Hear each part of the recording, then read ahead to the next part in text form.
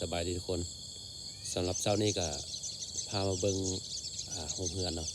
โฮมเฮือนนี่จะเอาไว้กาเบี้ยไม้ทุกคนหลักๆก็กาเบี้ยสาลีเพราะว่าสาลีนี่เราต้องในกาเสถาเราจะกาเสถาแบบนี้นี่ถ้าเราบอกกาเสถาทำไปลงดินเลยนี่ถามว่าได้บ่ทุกคนก็ได้คือกันต่างแต่ว่ามันขึ้นมาแล้วแหละ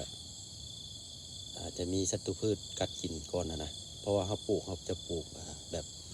ปลอดสารเคมีทุกคนเขาจะบ่ฉีดยานี่เขาจะกล้าแบบนี้ก่อน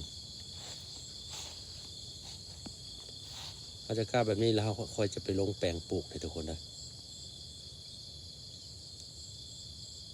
นี่ตัวนี้ก็เกี่ยมลงดินแล้วทุกคน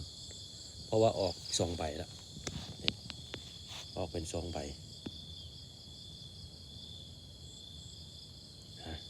อีกประมาณ2 มื้อก็เตรียมลงดินแล้วทุกคน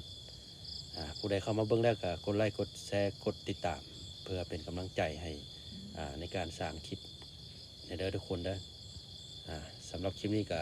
ขอจบไว้เพียงเท่านี้โชคดีทุกคนบ๊ายบาย